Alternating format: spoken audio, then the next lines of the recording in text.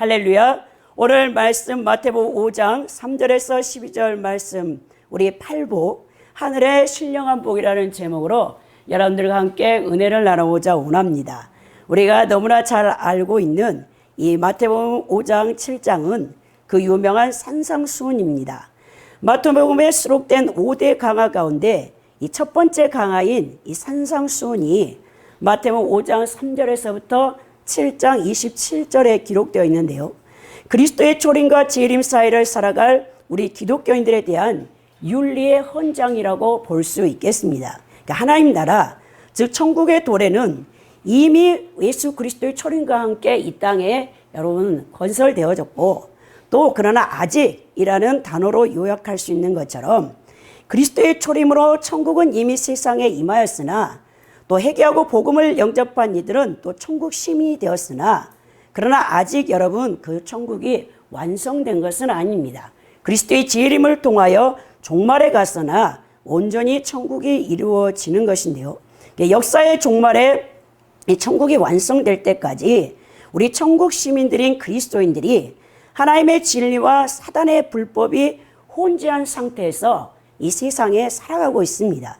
산상수는 이렇게 천국을 현재적으로 이미 맛보고 누리며 또 종말의 그것의 완성을 소망하며 이미와 아직 사이의 긴장 속에 살아가는 이 땅의 성도들에게 천국 백성으로서 그 윤리적 삶의 절대 규범으로서 그리스도께서 직접 제정해 주신 것을 볼 수 있는 것입니다. 이 산상수훈의 본서의 저자인 마태는요, 예수님께서 갈릴리 사역 기간 중에 이 갈릴리 지역의 야산에서 행하신 많은 설교들을 주제별로 편집해서 모아서 기록했던 것을 보게 됩니다. 산상수훈의 전체적인 주제는요, 의인데요. 예수님께서는 산상수훈을 통해서 진정한 하나님 나라의 의가 무엇인가를 우리에게 제시하고 있으면서 이 성도의 삶에서 어떻게 하나님이 요구하는 의로운 삶을 나타내야 하는가를 가르쳐주고 계시는 것이죠. 산상수훈은 구약의 율법과 밀접한 연속 속성에 있는데요. 왜냐하면 율법의 정신이 곧 하나님이 요구하시는 의가 무엇인가를 보여주고 있기 때문에 그렇습니다. 산상수훈은 하나님께서 하나님 나라의 백성들에게 무엇을 바라시며 어떤 수준의 삶을 살기를 원하신가를 보여주는 것으로서 구약의 율법을 절대적, 내면적, 영적 차원까지 확대 심화시키고 있는 것을 보게 되는 것입니다. 그래서 예수님께서 마태복음 5장 17절에서 내가 온 것은 율법을 폐하려 온 것이 아니고 완전케 하려 하신다고 했습니다. 그러니까 이제 유대 종교자들이 하나님의 계명을 인간의 계명으로 전락시켜서 그때 유대 교인들에게 너무나 무거운 이 짐을, 멍에를 안겨줬던 것을 보게 되죠. 그러나 예수님께서는 율법의 정신이 무엇인가, 곧 하나님 사랑과 이웃 사랑을 이 모범을 통해서 보여준 것을 보게 됩니다.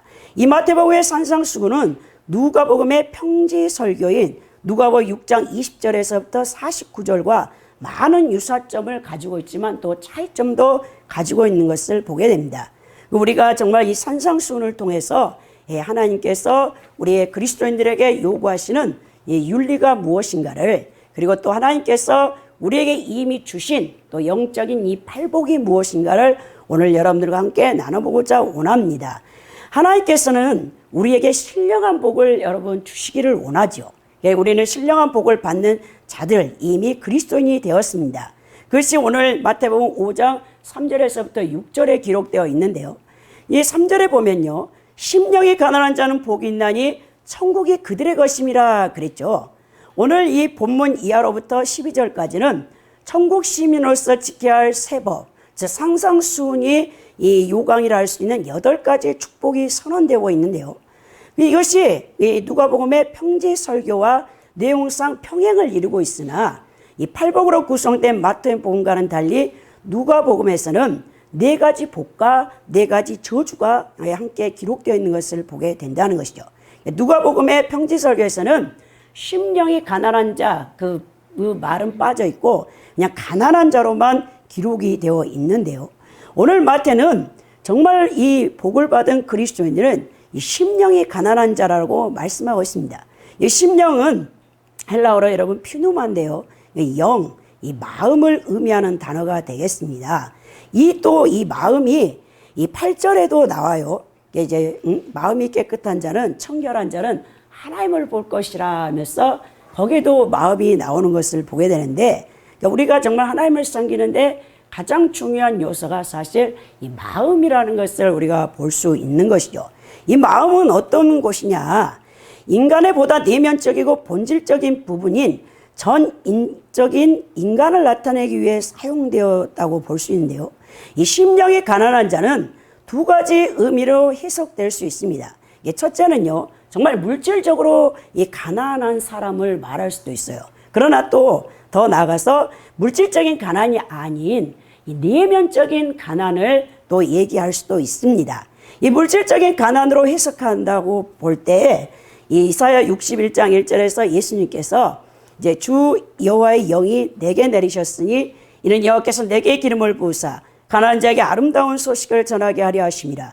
나를 보내사 마음이 상한 자를 고치며 포로된 자에게 자유를, 갇힌 자에게 노임을 선포하며, 이것을 누가복음 4장 18절에서부터 19절에 예수님의 여러분 사역의 이제 모티브로서 이사야 61장 1절을 우리 예수님께서 인용하면서 이 당신의 사역을 이제 선포하는 것을 보게 되는 것이죠.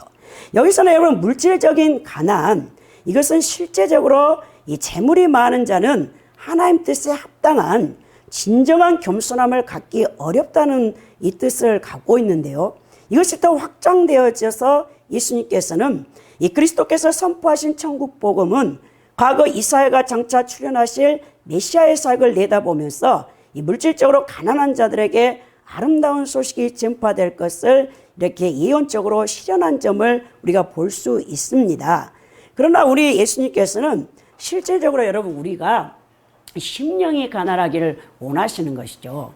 이 마음이 가난한 자들은 예수님을 절대적으로 찾고 또 예수님 앞에 우리가 돌아올 수밖에 없다는 것이죠.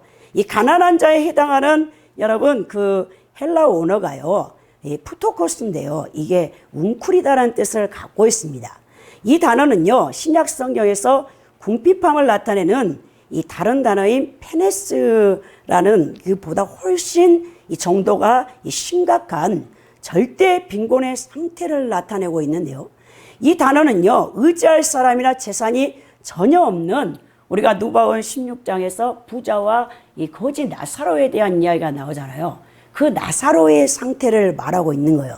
또 여러분 마가복음 12장 42절 43절에 자신의 전 재산, 과부가 2렙돈을 여러분 이제 헌금궤에다가 넣는 것을 예수님이 보시고, 많은 부자들이 이 넣은 헌금보다도 저 여인이 넣은 2렙돈이 가장 큰 헌금이라 그렇게 우리 예수님이 인정하시는 장면이 나오는데요.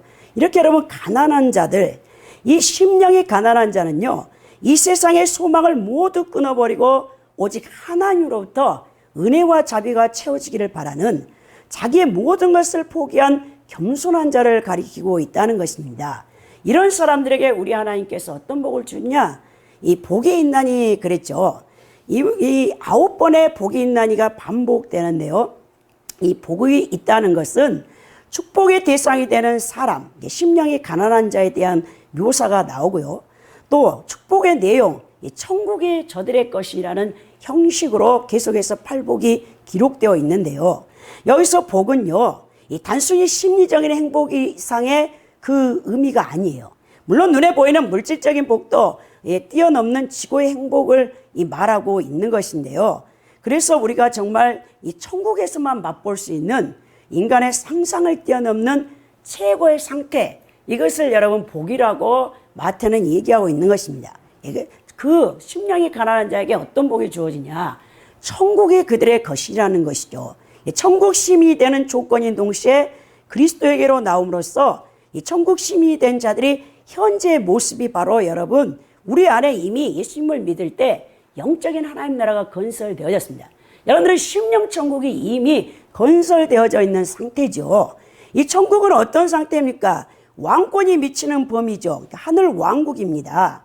하늘 보좌에 계시는 성부 하나님의 직접적인 다스림이 있는 곳이 여러분 천국 아니겠습니까? 그래서 본문에서는 이 에스틴이라는 현재형 동사가 사용되는데요. 하늘나라가 미래의 나라가 아닌 현재 이미 임한 나라인 것을 우리에게 보여준다는 거예요. 또한 이 세상의 나라가 아니라 하늘나라의 복을 선언했다는 점에서 팔복은 세상적 가치에 대한 철저한 부정이며 보다 고상한 가치를 지향하고 있음을 알 수 있습니다. 그러니까 이 세상에서 철저히 소외되고 고난 가운데 있는 사람일지라도 그리스도 안에서 바로 지금 하늘나라에 속한 복된 자가 될 수 있으며 동시에 그는 하나님의 통치권 안에서 속하게 됨으로 인하여 얻게 되는 하나님 나라의 시민 자격으로 지구한 행복을 누릴 수 있다는 것을 오늘 마태가 여러분 5장 3절에서 말씀하고 있습니다. 두 번째 여러분 우리에게 하나님께서 또 주시고자 하시는 복은요. 애통하는 자는 복이 있나니 그들이 위로를 받을 것이며 그랬죠. 이 애통하는 자가 누구냐? 여러분 심히 고통스럽게 슬퍼한다는 뜻을 갖고 있어요. 이 본문에서 나오는 애통은요. 무엇으로 인한 애통입니까? 이 본문의 애통은요. 자신이 지은 죄로 인한 슬픔이라고 할 수 있습니다. 실로 자신에 대하여 성실하게 성찰하는 자는 자신이 씻을 수 없는 흉악한 죄임을 깨닫고 애통하는 마음을 금할 수 없다는 거죠. 자신의 죄에 대한 애절한 슬픔은 철저한 회개에 대한 하나님의 용서를 여러분 확신하게 되므로 성령께서 여러분들의 죄를 애통할 때 위로를 주신다는 것이죠. 제가 오늘 설교를 이 목요일 날 준비하고 있는데 저의 이 순복음의 후배 여자 목사님이 오랜만에 우리 교회 근처에 오셔가지고 저에게 점심을 대접한다고 해요. 그래서 이제 만나서 이제 점심을 함께 먹었는데 이 여자 목사님이 간증을 하시는데 뭘 하시냐? 토요일 날 이 설교를 이제 준비하려고 하는 가운데 하나님께서 이 성령이 임해가지고 아주 애통한 해결을 시켰다는 거예요. 평소에 뭐 하나님 누구를 질투했습니다. 뭐 누구를 흉을 봤습니다. 우리가 형식적인 해결을 하잖아요. 근데 그때 이제 이 하나님 앞에 엎드려서 딱 기도를 하는데 방언으로 막 기도가 깊어지니까 이 간증을 하시는데 100가지 죄가 목록이 쫙 지나가면서 우리 하나님께서 막 통에 자복을 해가지고 하나님 앞에 엄청난 해결을 통해서 그랬더니 원래 그 우리 후배 여자 목사님이 남편 이제 목사님이 공장을 해가지고 10년 동안 그 여자 목사님을 이렇게 서포팅했어요. 물질로. 그래가지고 우리 성복음에서 박사학위를 받은 거예요. 그러니까는요, 막 이 교만기가 하늘을 오른 겁니다. 그래 남편을 그렇게 무시했었거든요. 근데 우리 하나님께서 이 해결을 시켜서 100가지 제목을 자복하게 한 다음에 어린아이 같이 만들었더라고요. 그래서 얼굴이 어린아이 같이 해맑고 말하는 것도 꼭 애같이 말을 하면서 저에게 얘기하는 것을 보았는데 여러분 정말 우리가 얼마나 이 회개가 하나님 앞에 받은 위대한 복인가를 여러분 알아야 되는 것입니다. 여러분 이 회개는요 자기가 하고 싶다고 할 수 있는 게 아니에요. 성령님께서 회개를 시켜야 자신의 이 마음이나 정신적으로 인지할 수 없는 깊은 죄까지도 여러분들이 이 인식하게 되는 것입니다. 그래서 바울사도가 로마서 7장 24절에 오라 나는 공고한 사람이라 이 사망의 몸에서 누가 나를 건져내랴 그렇게 여러분 고백한 거 아닙니까? 여러분 참된 구원을 얻는 믿음은 회개를 통해서만 가능하다는 거예요. 우리 백기찬 목사님의 여러분 이제 그 바르시락 연구원에 구속사적으로 해석한 성령론 8번째 그 유튜브에 가셔서 들으면 우리가 어떻게 여러분 회개를 하는가를 리얼하게 우리 목사님이 이 말씀을 증거하고 있는데요. 이 성령의 사역을 통해서 여러분들이 회개를 하는데 성령님은 일단 여러분들에게 죄를 인식시켜 회개하게 하고 믿음을 주시고 말씀을 순종하게 하시는 사역을 한다는 거예요. 우리는 뭐 성령을 통해서 초자연적인 9가지 은사 이런 것들만 좋아하고 성령님이 은사 쪽으로만 여러분 그 역사하는 걸 좋아하는데 그게 진정한 성령의 사역이 아닙니다. 여러분 우리가 요한복음 14장에도 또 볼 수 있는 것처럼 16장에도 성령이 오시면 죄에 대하여 의에 대하여 또 심판에 대하여 우리에게 깨닫게 해주신다고 하잖아요. 회개 없이는 여러분 구원을 받을 수 없습니다.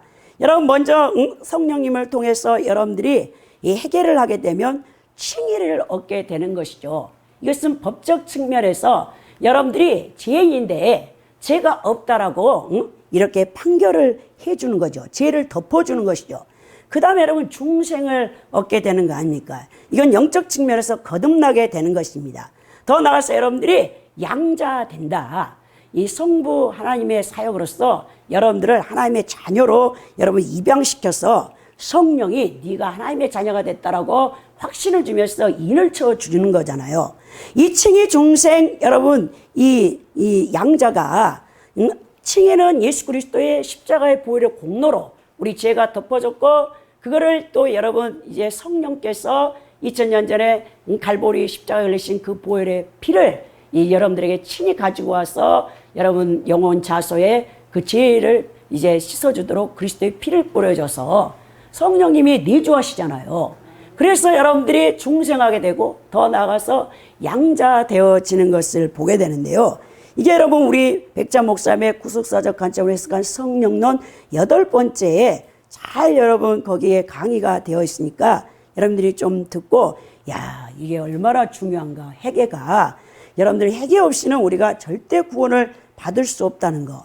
먼저 여러분 하나님 자녀 되려면 죄인 회개를 통해서 여러분들이 해결해야 되고 더다가 날마다 우리는 생각과 마음으로 또 우리의 입술로 범한 죄들 신자 회개를 통해서 죄를 손과 발을 씻음받는 역사가 있어야 된다는 것입니다. 그러니까 여러분 성령님께서 말씀의 빛을 비춰주면 여러분 우리 영으로 죄를 자백하며 통회하게 되는 것입니다. 사람마다 성령에 회개시키는 방법이 다르지만요. 어떤 사람들은요. 이 어머니의 모태로부터 태어났을 때부터 다 여러분 영화 필름처럼 지나가면서 회개를 시키는 사람이 있고요. 저처럼 이 10년 동안 계속해서 하나님께서 이렇게 예배를 드릴 때마다 이 눈물이 펑펑 쏟아지게 하시면서 회개를 시켰던 것을 보게 되는 것입니다. 제 자신이 얼마나 추하고 더러운 죄인인가를 제 죄된 실체를 성령님께서 비춰주시니까 정말 거룩하신 하나님 앞에서 죽을 수밖에 없는 죄인임을 정말 절감하고 제가 그때 결단한 것이 이제 나는 일생을 주님만을 섬기는 하나님의 사람이 되어야겠다. 그 결단을 하고 지금까지 이렇게 사역자로 왔던 것을 보게 됩니다. 자신의 죄를 애통하는 사람이 진실로 복된 사람이라는 것을 여러분 깨달아야 된다는 거예요. 우리가 죄로 인해 애통할 때 자신의 죄에 대한 애절한 슬픔은 철저한 회개에 대한 하나님의 용서를 여러분 확신케 되어져서 성령의 위로를 받을 뿐만 아니라 또 여러분들은 희락을 기쁨을 얻게 되는 거예요. 이 세상에서 가장 큰 기쁨은요. 제사함 받는 은총을 통한 희락이에요. 그 기쁨이 있다는 것입니다. 죄와 마귀로부터 자유케 되는 그 기쁨이 얼마나 큰가 여러분들도 다 체험하신 줄 압니다. 우리는 또한 내 자신 죄 때문만이 아니라 내 주변에 있는 사람들의 죄를 대신해서 외통해야 하며 우리가 대신 회개할 수 있는 중보자들이 되어야 된다는 것이죠. 그때 우리 하나님께서 우리 그리스도인들을 통해서 영광을 받을 수 있는 것을 보게 되는 것입니다. 이렇게 우리 하나님께서 이렇게 죄사함의 은총을 통해 우리에게 위로를 주시는 것을 보게 되죠. 우리 또 세 번째 이제 복은요.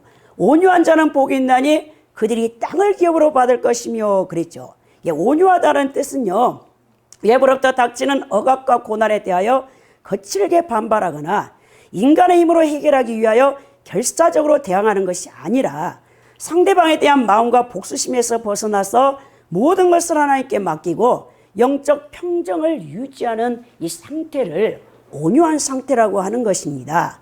이런 사람은 외형적으로는 소극적이며 무기력하게 보일 수 있으나 내면적으로는 만왕의 왕이신 하나님에 대한 굳은 신뢰가 있기 때문에 여러분 어떠한 이 사람들의 또 핍박과 이 고통 속에서도 참아낼 수 있다는 것입니다.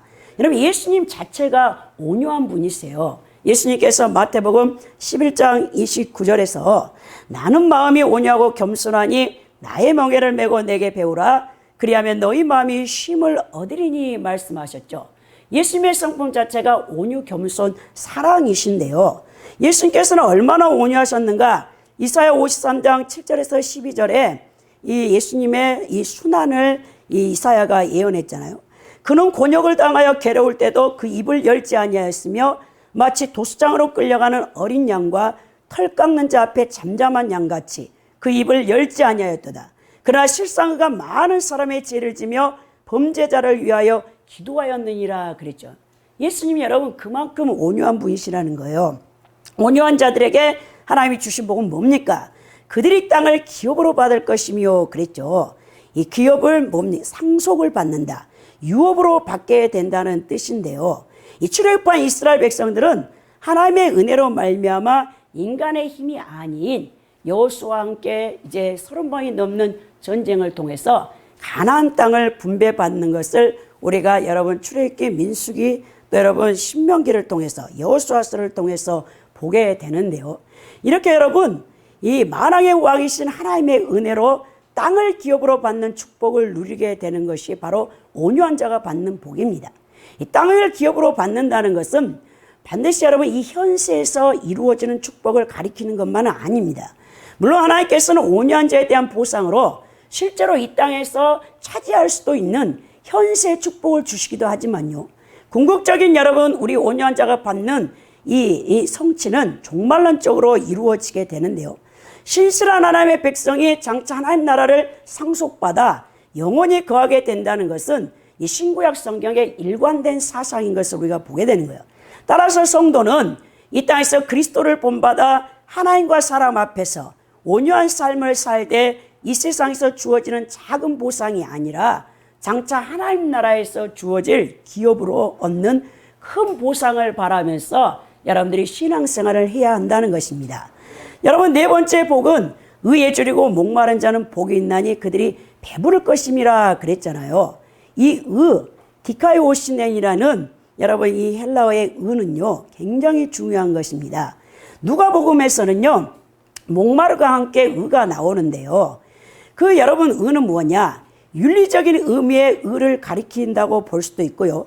종교적인 의를 가리킨다고 볼 수 있습니다. 여러분 윤리적인 이 의미의 이 의는요.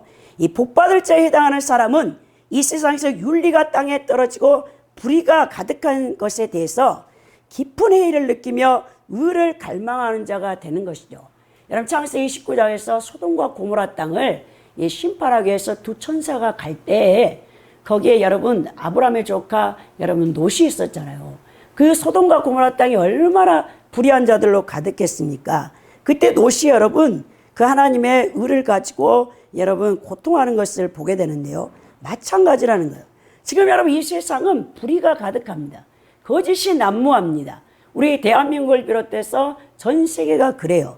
이 불의한 곳에서 정말 우리 믿는 여러분 크리스찬들이 의에 줄이고 목마른 자가 되어져서 하나님의 뜻을 실현하고자 원하는 것, 그것이 정말 하나님께서 우리에게 바라시는 것이죠.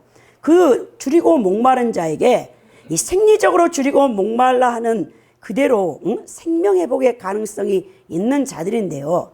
사실 여러분들이 목이 말라야 갈증이 나야 여러분 물을 찾는 것처럼 여러분들이 하나님에 대한 또 하나님의 의에 대한 이 갈증이 있으려면요. 여러분들은 정말 하나님의 그 뜻을 알고 행하는 자가 되어야 된다는 것입니다. 하나님의 의에 대한 갈망이 크면 클수록 여러분들 안에 영적 생명력은 더욱 왕성하게 되어 있습니다. 천국 백성 된 자들이 영적으로 그 갈급한 생명의 욕구를 따라 더 많이 채워지도록 노력할 때 영적인 회복을 이루어서 더 큰 축복을 받게 되는 것인데요. 의에 줄이고 목말라 하는 자야말로 하나님이 예비해 놓으신 축복을 받게 된다는 것입니다. 그래서 여러분들이 정말 하나님의 나라와 의를 구하는 마태복음 6장 33절에서 너희는 먼저 그 나라와 그 의를 구하라. 그리하면 이 모든 것을 너에게 더해 주신다고 했잖아요. 여러분들의 기도의 패턴도 바뀌어야 된다는 것입니다. 또 여러분 우리가 또 이 긍휼히 여기는 자는 복이 있나니 그들이 긍휼히 여김을 받을 것이라고 이 7절에 말씀하고 있는데요. 긍휼히 여기는 자는요. 여러분 이 신약 성경에서 여기에 딱 부분에 나오는데 사실 고대 유대 문헌에서는요. 이 긍휼에 대해서 많이 표현되어 있어요. 긍휼히 여기다라고 예수님이 이 산상수훈을 할 때 유대 여러분 그 종교인들은 무슨 뜻인가를 다 알고 있었습니다. 유대교 문헌 솔로몬 지혜서에서도 또 외경 클레멘트 전서에서도 여러분 이 긍휼이라는 뜻이 많이 나와 있어요. 그러니까 예수님께서 이 교훈을 할 때 유대인들은 이 익숙한 내용을 잘 알고 있었는데요. 긍휼이 여기다라는 뜻은요, 여러분 이 히브리어 용어 가운데 이 나함이에요. 나함이라는 단어가 이 긍휼인데요. 이 나함은 뭐냐면 여자의 어머니의 자궁을 얘기하는 거예요. 태아를 10달 동안 이 자궁 속에 품어서 어머니의 태출을 통하여 양분을 공급받아 생명을 유지하는 그 기관이 여러분 그 어머니의 자궁인데 이 나함이 그 뜻을 갖고 있습니다. 그래서 여러분 히브리어에서 또 구약에서 가장 많이 사용되는 하나님의 긍휼하심, 나함과 함께 여러분 인애하라는 헤세드의 이 단어가 쓰이고 있는데요.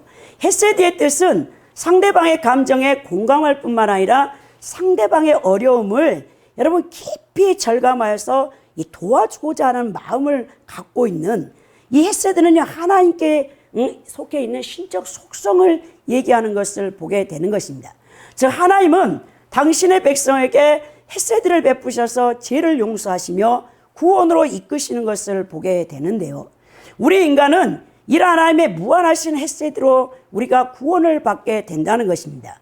이처럼 긍휼은 이론이나 감정에 머무는 것이 아니라 실천에까지 나아가는 것을 보게 되는데요. 우리 그리스도인은 모든 사람들에게 긍휼을 베풀어야 할 존재들입니다. 성경에서는 이와 같은 실천적인 긍휼을 여러분 마태복음 18장 21절 25절에 1만 달란트 빚진 자와 100데나리온 빚진 자의 이야기가 나와요. 1만 달란트 빚진 자가 다 탕감을 받고 길을 가다가 자신에게 100데나리온 빚진 자를 보고 달려들어서 멱살을 잡잖아요. 그러면서 자신에게 빚진 그 100데나리온을 갚으라고 하는데 그때 예수님께서 그 비유를 통해서 뭐라 합니까? 우리가 제사함 받는 것이 이 1만 달란트의 제사함 받는 자와 동일한데 우리는 하나님 앞에 그 많은 죄를 탕감받고도 나에게 조금 힘들게 한 사람들을 용서를 못하는 우리의 모습을 거기 비유해서 잘 보여주고 있는 것입니다. 이 그들이 긍휼히 여김을 받을 것이며 라고 말씀했는데요. 이 미래 수동태의 동사인 신적 수동태가 사용되었어요. 이러한 사실은 여러분 긍휼을 베풀어 주시는 주체가 이 뒤에 숨어있는 행위자가 하나님이고 그 시점이 미래라는 것을 우리에게 보여주는데요. 즉 인간에게 긍휼을 베푸는 자는 다른 인간으로부터 긍휼히 여김을 받는다는 의미가 아니라 긍휼의 근원이신 하나님으로부터 긍휼히 여김을 받는다는 의미를 갖고 있습니다.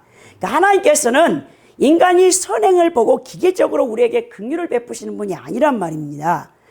인간이 베푼 긍휼이 하나님으로 하여금 긍휼을 베푸시게 하는 계기가 된다는 사실을 우리가 부인할 수는 없지만 하나님께서는 이 세상의 삶에 있어서 또 물론 마지막 날의 심판에 있어서도 긍휼을 베푼 자를 기억하시고 그들에게 긍휼로 갚아 구원으로 이끌어 준다는 이 말씀이 야고보서 2장 13절에도 나오는데요. 긍휼을 행하지 아니하는 자에게는 긍휼 없는 심판이 있으리라. 긍휼은 심판을 이기고 자랑하느니라 그랬죠. 그래서 여러분들이 이제 자꾸 사람들을 용서해 줘야 돼요. 긍휼을 베풀어야 돼요.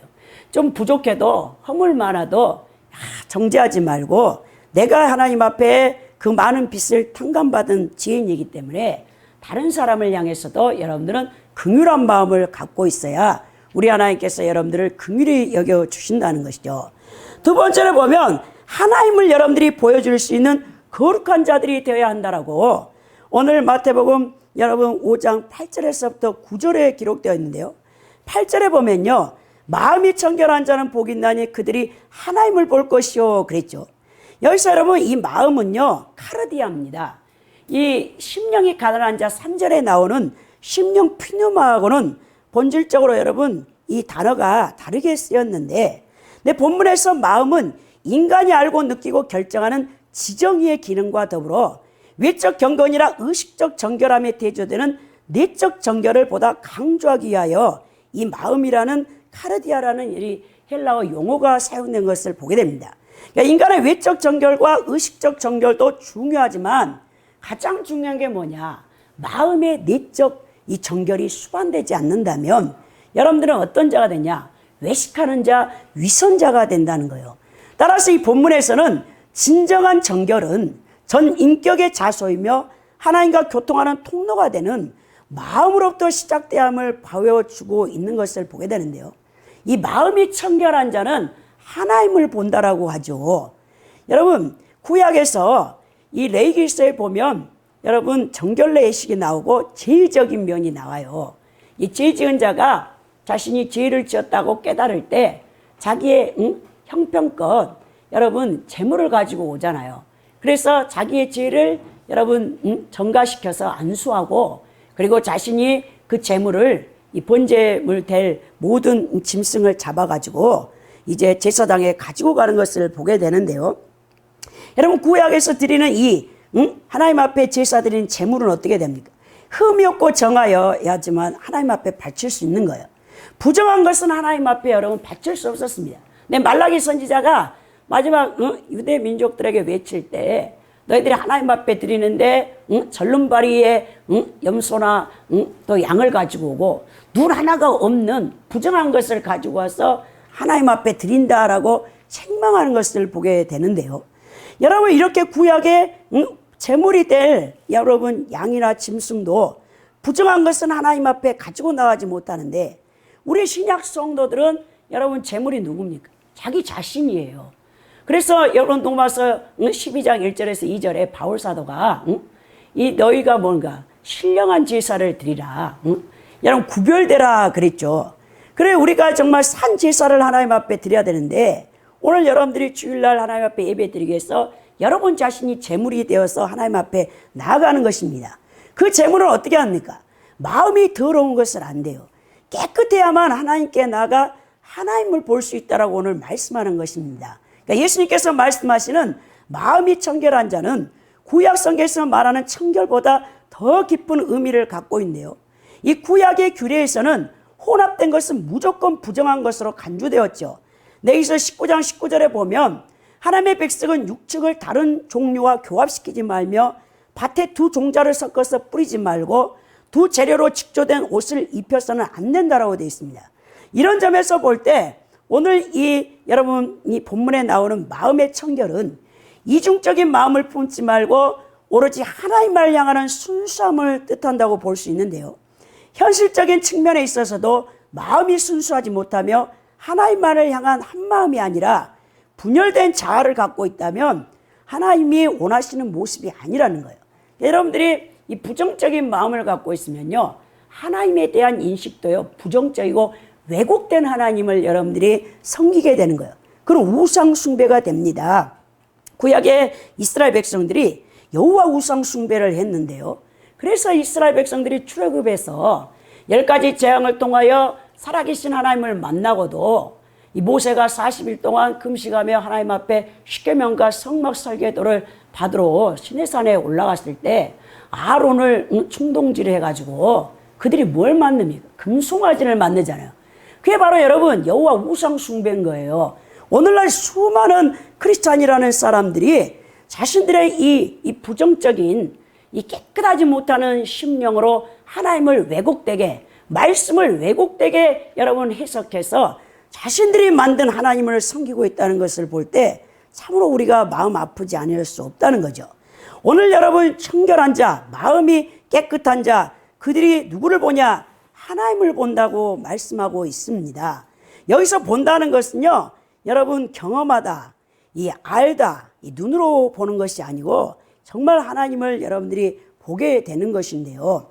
이 세상에서 하나님을 피상적으로 알고 있는 자들은 많으나 하나님의 본질을 깊이 알며 체험적으로 알고 있는 자가 너무나 드물다는 것이죠. 즉 마음이 청결한 자만이 영적인 눈이 밝아져서 이 세상에 하나님 뜻을 이루시는 하나님의 역사를 볼 수 있는 그 구속사적인 관점에 그 눈을 가질 수 있다는 것입니다. 그 세계관, 가치관과 인생관을 갖게 된다는 것입니다. 그러나 본문은 궁극적으로 마음이 청결한 자가 구원을 얻어 하나님 나라의 완전한 시민이 될 것이라는 종말론적인 의미로 해석될 수 있는데요. 자, 우리 그리스도인들을 통하여 하나님이 보여질 수 있었으면 좋겠습니다. 여러분, 우리 옛사람이 성화되어져서 여러분들이 아가페 사랑의 사람, 겸손과 온유와 거룩한 성품으로 충만하면 여러분 자신들을 희생하며 내어주고 이 섬김의 모습으로 여러분들이 이 새 사람이 하나님의 형상으로 변화를 받게 되는데요. 그렇게 되면 어떻게 되냐? 여러분 안에 내주에 계시는 성령 하나님을 통해서 이 하나님의 형상이 여러분들의 밖에까지 드러나는 거예요. 그래서 여러분 이것이 이 성화론의 구원론의 마지막 단계인 성화론에서 칼로스라는 단어가 정말 쓰이는데요. 하나님이 나를 통해서 보여준다. 최고의 여러분들 하나님 앞에 영광을 돌리는 그리스도인이 되는 것입니다. 오늘날에는 많은 사람들이 기독교를 왜 욕하고 있습니까? 하나님을 볼 수 없는 거예요. 예전에는 우리 예수 믿는 사람들 예수쟁이라고 했어요. 예수쟁이. 그러니까 그 사람이 믿는 예수님을 보여주기 때문에 예수쟁이라는 거죠. 오늘날에 예수쟁이라는 사람이 별로 없다는 것입니다. 그러니까 여러분들은 이제부터 결단하세요. 나의 일생을 통해서 이제 나는 정말 하나님의 영광이, 하나님의 형상이, 하나님의 모습이 나를 통해서 보여줄 수 있는 진정한 크리스찬이 되기를 여러분들이 결단해서 하나님을 비춰줄 수 있는, 그래 여러분들의 주변에 정말 예수를 모르고 방황하는 영혼들을 주께로 인도할 수 있는 분들이 되기를 그리스도의 이름으로 축원드립니다. 또 여러분 9절에 보면 합평하게 하는 자는 복이 있나니 그들이 하나님의 아들이라 일컬음을 받을 것이며 그랬죠. 합평하게 하는 자, 이건 바로 예수 그리스도를 말씀하는 것이죠. 하나님의 아들은 예수 그리스도 아닙니까? 평화를 위하여 노력하는 사람들, 매우 적극적인 의미를 갖는 이 표현인데요. 이 세상은 이미 평화가 깨어진 세상이며 평화가 복원되어야 하는 세상임을 전제하고 있습니다. 예수님께서 제자들이 마지막 때 시대의 징조를 물으시니까 나라와 나라가 전쟁과 기근과 이 환경지향이 극심해질 것을 마태복음 24장 6절에서 7절에 말씀하고 있잖아요. 난리와 난리의 소문을 듣겠으나 너희는 상가 두려워하지 말라. 이런 일이 있어야 돼. 아직 끝은 아니니라. 민족이 민족을, 나라가 나라를 대적하여 일어나겠고 곳곳에 기근과 지진이 있으리니 이 모든 것은 재난의 시작이니라 그랬다는 것이죠. 죄가 세상에 들어옴으로써 인류는 사단에게 속한 자가 되어 하나님과 원수됨으로써 하나님과 관계가 산산이 깨어지고 또 사람과의 사람 관계가 깨어졌습니다. 따라서 본문에서 말하는 화평케 하는 자는 자신의 몸을 희생 제물로 바쳐 평화를 회복하신 평화의 왕인 그리스도의 십자가의 피공로를 힘입으로써 하나님과 화해하여 자신의 죄 문제를 해결하고 더 나아가 형제의 잘못을 용서하고 그들을 그리스도께로 인도함으로 죄의 문제를 해결하게 함으로써 이 세상의 죄와 갈등을 해결하고 진정한 의미에서 평화를 회복시키기 위해 노력하는 자들, 바로 우리 그리스도인들이 이 합평케 하는 자들이 돼야 되는 것이죠. 우리 모든 그리스도인들에게 주신 직책이 화목케 하는 직책을 주셨다라고 여러분 바울 사도가 말씀하고 있는 것처럼 그들은 곧 누구라 일컬음을 받냐? 하나님의 아들이라 일컬음을 받는다는 것입니다. 구원받는 자, 곧 그리스도인들이 이 세상에서 평화를 만드는 자는 하나님의 아들이라 일컬음을 받는다라고 말하는데요. 이 본문에서 성도들이 지금 현재도 물론 하나님께 속한 하나님의 아들이나 궁극적으로 장차 하나님 나라에서 즉 하나님을 친히 배웠고 교제하는 하나님 나라의 기업을 상속받는 종말에 이르러서 실질적으로 진정한 하나님의 아들로서 지위와 영광을 누리게 될 것을 보여주고 있는 내용입니다.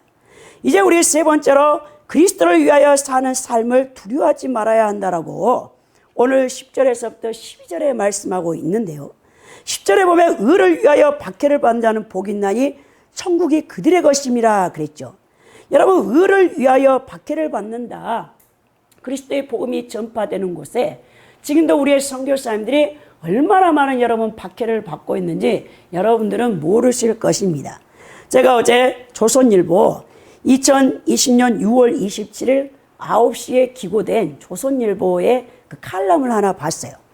이 만민은 평등하다는 공산주의가 최고 존엄 숭배가 되었다. 이 송재윤이라는 이 캐나다 대학의 유명한 이 일반 역사학자예요. 그 교수가 이 송재윤의 슬픈 중국 문화혁명 이야기 11에 그 연재를 했더라고요. 그걸 제가 읽어보니까 인격의 신이 된 마오쩌둥이라고 이렇게 표현이 됐고 세뇌당한 추종자들은 마오는 태양이라고 이렇게 외쳤다는 것입니다. 이 마오쩌둥을 인격 숭배는 문화혁명의 이념적인 기둥이 되었는데요. 1950년대 초부터 중공 정부는 지속적으로 마오쩌둥 사상을 정립하고 선전을 했습니다. 1951년부터 1977년에 거쳐 마오쩌둥 선집이 5권으로 정본이 출판되어졌는데 이게 마오쩌둥 어록이에요. 전 세계 60억 부가 여러분 판매되었는데요. 이것은 성경과 더불어서 최고의 베스트셀러가 된 책이랍니다. 그래 여러분, 이 중공 공산당들은 마오쩌둥을 인격적인 신으로 숭배했는데요. 마오는 살아 숨쉬는 불멸의 인격신이 되어졌습니다. 1964년 이후 그는 중국 전역의 방방곡곡에 태양으로 강림했어요. 그 중국 당, 군, 민 모든 날마다 마오의 어록을 엎드렸고 또 마오는 혁명의 지도자를 넘어 인생의 스승이고 신이 되어졌습니다. 밤낮으로 마오쩌둥 주석 만세를 외쳐대는 수억의 인민 대중이 없이는 문화혁명이 일어날 수 없었다는 것입니다. 그들은 중국 정부의 선전 전략에 의해서 날마다 체계적으로 훈련되고 조종되고 세뇌당한 마오쩌둥의 추종자들이 되어졌다는 것입니다. 이 문화혁명은 인격 숭배의 결과였고 인격 숭배가 낳은 관제의 대중운동이었다라고 이 송재윤 이분이 칼럼을 썼더라고요. 여러분 보십시오. 스탈린, 레닌을 비롯해서 또 여러분 마오쩌둥을 비롯해서 지금 여러분 북한에 김정일에 있는 3대 공산 이 주체 사상들이 전부 여러분 사람을 이 신의 자리에 올려놓고 숭배하는 것입니다. 그러면서 여러분 이 공산주의의 배경에서 억압을 하는데 이 공산주의자들이 가장 강하게 억압하는 이 우리 기독교. 우리 이 기독교가 정말 그 공산주의 치하에서 살아남는다는 것은 이 의의 이 박해를 이 엄청난 받는 가운데서 그 신앙, 순교자적인 신앙을 가지고 있는 분들 때문에 그 신앙이 유지되고 있다는 것을 보게 되는 거예요. 지금 여러분, 북한은 지금 여러분 코로나 이 전염병으로 인해서 3월 달부터 평양시까지 배급이 다 중단된 상태예요. 지금 아사 직전에 다 여러분 죽음에 처해 있어서 계속해서 우리나라에게 이제 협박을 하는 그 과정에서 이렇게 여러분 점점 이 사이가 좋지 않게 되어지는데 그 상황 가운데서도 여러분 이 40만 명의 정말 공산주의 사상에서도 신앙을 지키고 있는 정말 하나님의 사람들, 크리스찬들이 있다는 것을 기억할 때 정말 우리 이 남한에 있는 크리스찬들도 정신을 차리고 정말 예수님 오실 날이 멀지 않습니다. 지금 코로나 전염병을 통해서 재난이 시작되어지고 7년 한란이 눈앞에 다가오고 있는데 우리 스스로도 우리의 신앙을 점검할 뿐만 아니라 여러분들 정말 주변에서 그 선교사님들 또 공산주의와 이슬람권에 나가서 이 그리스도의 복음의 의 때문에 박해받고 있는 선교사님들에 대해서 우리가 기도하지 않을 수 없다는 것입니다. 여러분 의를 위하여 이 결과를 얻으려는 이 목적이 뭐냐? 핍박의 자리에도 능동적으로 들어간다는 매우 적극적인 의미를 지니고 있는 이 표현인데요. 여러분 이 의는 윤리적인 측면과 종교적인 측면을 포괄하는 의미로 쓰였는데 이 본문에서 의는 인간으로 하여금 구원에 이르게 하는 하나님의 의라는 성격이 강하나 궁극적으로는 예수 그리스도의 자신을 의미한다고 볼 수 있습니다. 그렇다면 이 의를 위하여 박해를 받는 자라는 뜻은 그리스도를 위하여 순환을 받는 자가 받는 복에 대해서 언급하고 있는 거예요. 이 복음을 증거하다가 박해받는 자가 받는 이 복이 무엇이냐? 기뻐하라, 즐거워하라, 천국에서 그들의 상이 큼이라라고 말씀하고 있는 것을 보게 되는 것입니다. 여러분 그리스도의 복음이 들어가는 곳은 항상 여러분 박해가 따르게 돼 있어요. 여러분 바울사도를 통해서 이방인들에게 복음이 증거되어졌을 때 그리고 로마의 10황제를 통해서 250년에서 300년간 초대 그리스도인들이 엄청난 박해를 받았습니다. 그런 가운데서도 그들의 신앙을 지켰는데요. 다 로마 황제들이 자신을 신으로 추앙하며 자신을 키루오스, 황제 숭배를 강요할 때 예수 그리스도를 믿는 초대 이 성도들은 이 반국가사범이라는 제목 아래서 잔인하게 화형이나 십자가형을 당하였습니다. 또한 같은 동족이었던 유대 종교인들에게 혹독한 종교적 박해를 당했던 것을 보게 되는데요. 이 초대교회 성도들이 이 모진 핍박 가운데서도 그리스도를 위하여 핍박을 받는 것을 영광으로 생각하며 그리스도께서 약속하신 천국을 소망하면서 기꺼이 여러분 순교의 제물로 나아갔던 이유가 바로 여기에 있었다는 거예요. 기독교 역사는 이와 같이 핍박으로 출발하여 2000년 교회 역사를 통해 알 수 있는 것처럼 여러분 수많은 복음이 들어가는 곳에 수십만의 선교사들과 성도들이 죽임을 당합니다. 의인들의 피가 뿌려집니다. 복음이 전파되는 곳에 박해의 고난을 볼 수 있습니다. 또한 이 2000년 교회 역사 가운데 가장 큰 환란인 7년 대환란이 이 마지막 복음의 주자들이 적그리스도와 거짓 선지자들에게 받아야 할 핍박과 박해가 눈앞에 다가오고 있다는 것을 여러분 기억해야 된다는 거예요. 근데 우리가 이럴 때일수록 어떻게 되냐? 이 박해를 받는 것을 두려워하지 말고 우리에게 주어질 천국을 소망하며 여러분 이것을 이겨내야 된다는 거예요. 팔복은 그리스도인들이 지상에서 누리는 복에 초점이 맞춰져 있는 것이 아닙니다. 내세에서 영원한 천국에서 누릴 복에 초점이 맞춰져 있는 내용인데요. 기독교는 타종교 현세적인 복, 기복주의의 본질이 아닙니다. 미래지향적 종교로서 성삼일체 하나님과 생명연합이 목적입니다. 성도의 삶은 천국을 향하여 앞으로 나가는 순례자의 삶이라는 것을 여러분 기억해야 된다는 것이죠. 11절에 보면 나로 말미암아 너희를 욕하고 박해하고 거짓으로 너희를 거슬러 모든 악한 말을 할 때에는 너에게 복이 있나니 그랬는데요. 나로 말미암아 이 성경에서 말하는 의로운 삶은 바로 예수 그리스도를 닮아가는 삶이죠.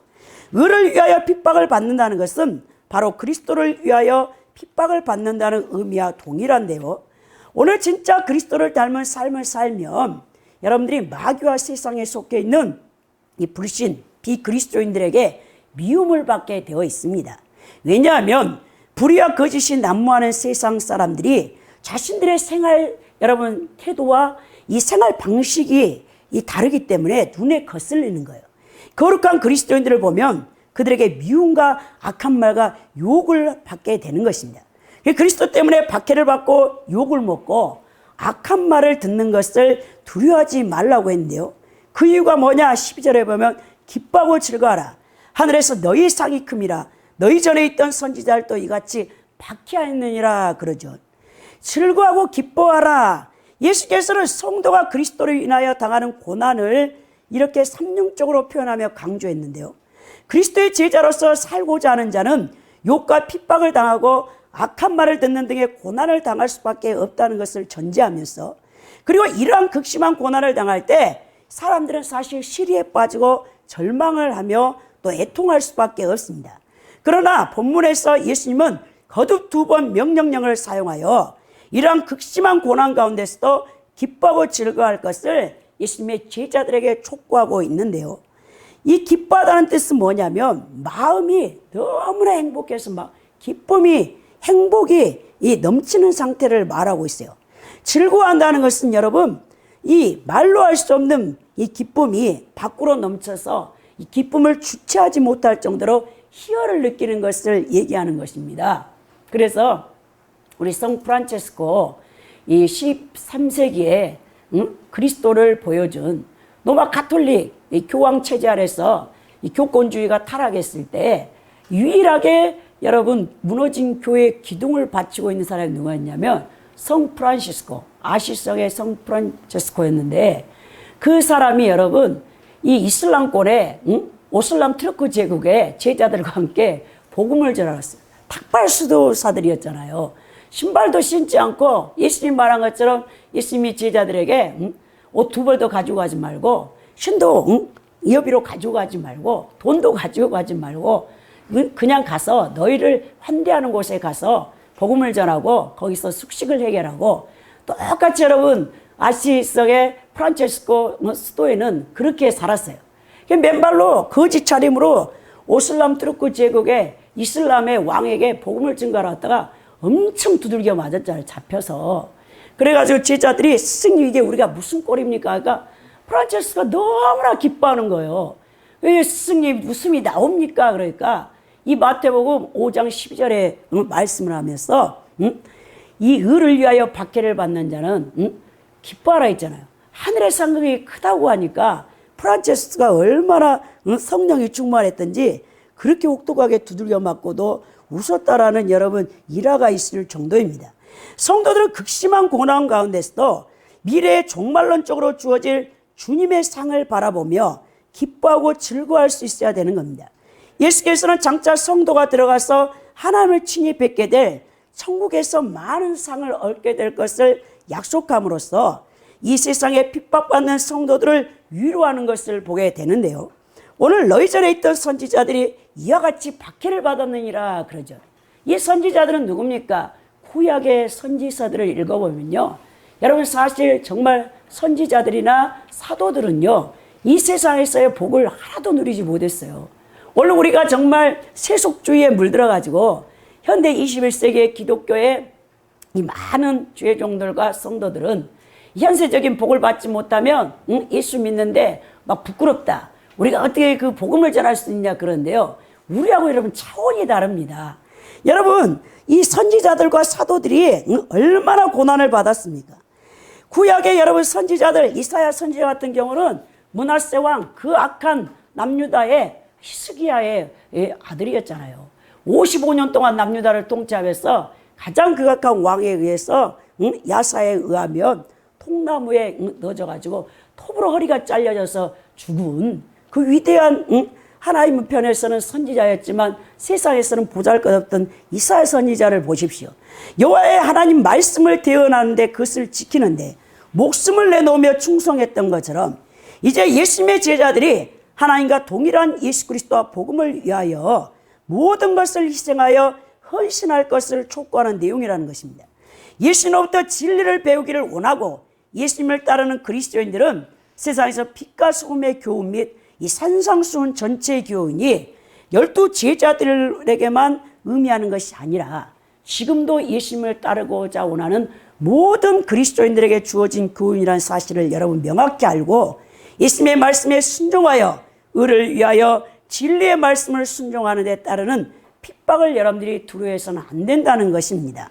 오늘 결론적으로 팔복을 통해 우리에게 하나님이 주시는 교훈은요, 하나님께서는 우리에게 진정한 하늘의 신령한 복을 여러분 주기를 원합니다. 저는 우리 열방 성교회 성도들이 하늘의 신령한 복을 받기를 매일같이 기도하고 있어요.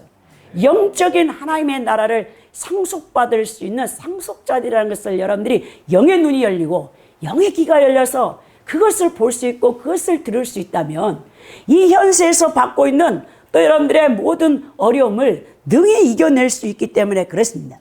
또한 여러분들은 하나님을 보여줄 수 있는 거룩한 자들이 되어야 된다는 것이죠.